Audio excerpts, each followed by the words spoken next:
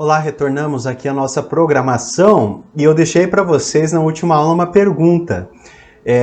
Como pode ser feito esse lançamento da contribuição de melhoria? Se pode ser feito de forma rateada entre os moradores, né, que são vizinhos àquela obra pública? A resposta é não. Por quê? A forma que você vai fazer o lançamento de forma rateada não vai atender esse limite individual. Porque o que seria esse limite individual, né, da contribuição de melhoria? É a efetiva valorização do imóvel. Então, se você não comprova que antes o imóvel valia 50 mil, agora ele passa a valer 100 mil, não tem como você respeitar esse limite individual. Obviamente que aí nós vamos ter um grande problema. Então, veja, esse limite individual aqui que eu mostrei para vocês deve ter a comprovação do acréscimo do valor da obra que resultar para cada imóvel beneficiado. Tem que existir essa comprovação.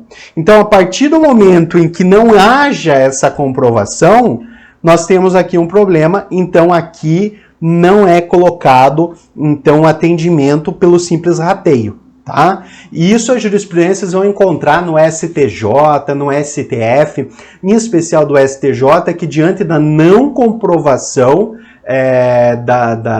do acréscimo através de um edital que é lançado, através de uma avaliação anterior e avaliação posterior, o lançamento do tributo se mostra inconstitucional.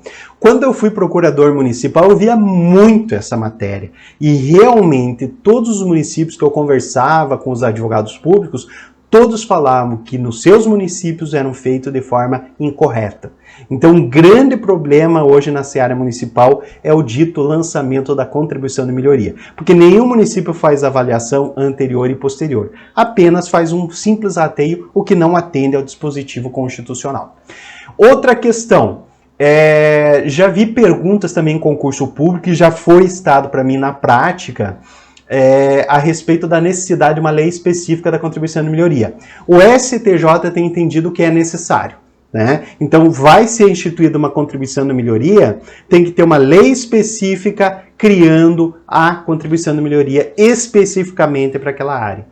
E normalmente, se você me perguntar, normalmente isso é feito? Não é feito. Normalmente é um ato administrativo que leva em conta a obra pública e faz o rateio. Então aí há mais uma ilegalidade colocado na cobrança da contribuição de melhoria. Muita atenção, principalmente aqueles que vão fazer prova de PGMs. PGM adora cair essas situações que é atinentes à prática municipal. Ok? Vamos lá. Prosseguindo, agora eu vou falar sobre o empréstimo compulsório. O empréstimo compulsório é um tributo também não muito comum, né? Ao contrário da contribuição de melhoria, mas é um empréstimo compulsório o quê? É um tributo da União, né? Previsto no artigo 148 da Constituição Federal. Lá a Constituição Federal estabelece que a União, não estados, não municípios, não Distrito Federal, mas somente a União, mediante lei complementar, poderá instituir empréstimo compulsório.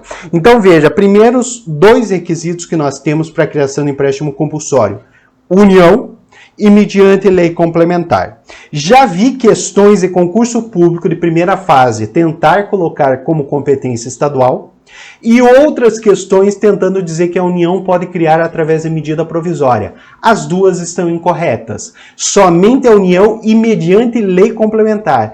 Grife isso para você jamais confundir em questões objetivas esses requisitos. Então, temos aí em duas situações a possibilidade da criação do empréstimo compulsório. Primeiro, para atender despesas extraordinárias decorrentes de calamidade pública, de guerra externa ou sua iminência.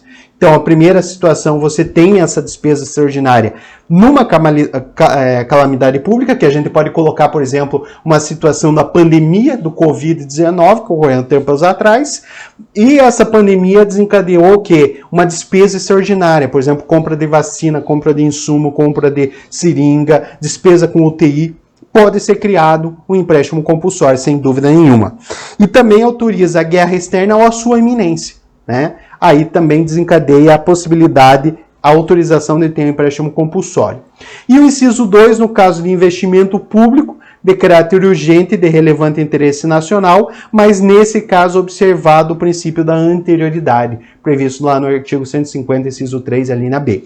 No primeiro caso não precisa, mas no segundo caso tem que ter o atendimento ao princípio da anterioridade. Pessoal, não esquecer os requisitos. Aqui é muito cobrado. Competência, sempre federal, e requisito através de lei complementar. Não esquecer também as características. Características do empréstimo compulsório. Restituibilidade, o que é? Restituibilidade é restituível. Então, o empréstimo compulsório não é algo que você paga e fica lá eternamente nos cofres públicos federais. Ele vai ser restituído posteriormente. Mas, professor, então é um tipo de empréstimo que eu faço para o governo federal? Exatamente. Por isso que se chama empréstimo compulsório, empréstimo obrigatório, né? É um empréstimo que você vai fazer obrigatoriamente para o poder público federal. E ele, posteriormente, previsto aí num prazo possivelmente muito longo, vai ter restituir isso em dinheiro, né? E aí nós temos como característica também a causalidade, né? Você tem uma causa, 2 requisitos estabelecidos lá no artigo 148, e a destinação vinculada para aquela despesa pela qual foi criada. Então, o que autorizou a criação desse tributo, ele vai estar destinado, vinculado àquela despesa. Então, por isso que é entendido como um tributo vinculado, ao contrário da espécie imposto, ok? Pessoal, isso é muito importante aí para a prova de vocês. Por quê? Às vezes eles começam a confundir com requisitos, jogando situações concretas, então aí você tem que estar bem sedimentado aí nessa espécie de requisitos. Aí eu coloco a outra espécie, então já terminamos empréstimos compulsórios, agora eu vou entrar na última espécie, que é a espécie contribuições, né? Contribuições gerais. A previsão dela é no artigo 149 da Constituição, onde estabelece que compete exclusivamente à União instituir contribuições sociais. E aí elas podem ser gerais, ou seja, tudo que não é previdenciário, tudo que não é a letra B ali da Seguridade Social, é entendido como contribuição geral, né? Exceto hoje que nós temos outras denominações como a COSIP, que é a contribuição de iluminação pública. Mas, tradicionalmente, o que pertence à União ou é previdenciário ou é geral. Se é previdenciário, vai obedecer ao artigo 195 da Constituição. Se é geral, vai obedecer ao artigo 149 da Constituição. Isso é importante porque você vai ter uma série de contribuições. É o tributo mais fácil de se criar no ambiente hoje federal, é a contribuição. Porque o imposto você vai ter que dividir e ratear com estados e municípios, né? Que você tem a cota à parte de cada um, estabelecido no artigo 159 da Constituição.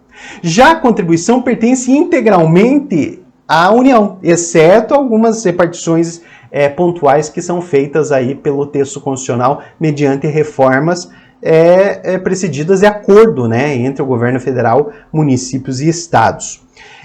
Para vocês não confundirem e não levarem essa confusão aí para o momento da prova, eu fiz um pequeno quadro aqui para resumir todas essas contribuições.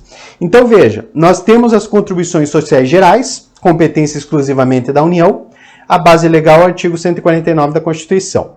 Mas não podemos esquecer que nós temos uma contribuição que ela não é exclusiva da União, que ela pertence aos estados, Distrito Federal, municípios e também da União, né? Que é aquela chamada contribuição para custeio de regime previdenciário dos seus servidores, que é chamado sistema estatutário, né? Então, o regime próprio dos servidores federais, regime próprio dos servidores estaduais e municipais, quem vai cobrar é o seu ente empregador. Então, por exemplo, eu sou procurador do Estado do Paraná. Eu recolho não para o INSS, não para a Previdência Social, mas eu recolho a contribuição previdenciária para o meu regime próprio dos servidores públicos do Estado do Paraná. Então, quem retém, quem cobra essa contribuição? O Estado.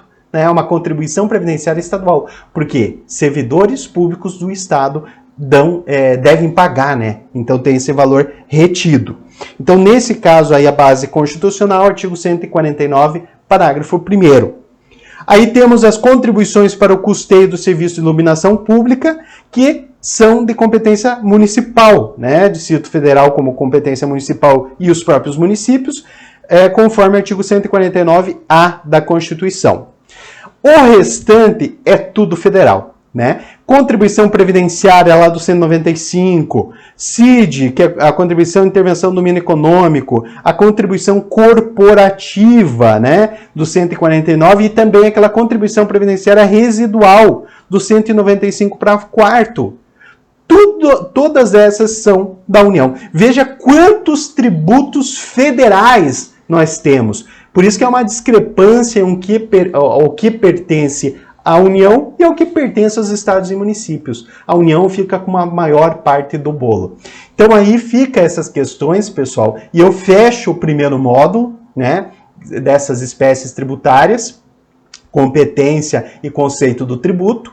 É uma parte introdutória, mas não menos importante, e que vocês têm que dominar para vocês não errarem jamais na prova. Então aguarde, na sequência aí vai ter as questões atinentes a esse módulo que a gente vai revisar, né? Ver como que as provas da advocacia pública cobram esse módulo aí de uma forma geral, até para você direcionar o teu tipo de estudo, saber como estudar esse módulo e até para direcionar sua leitura para a doutrina pertinente. Ok, pessoal? Então, aguarde que na sequência aí a gente vai revisar essas questões.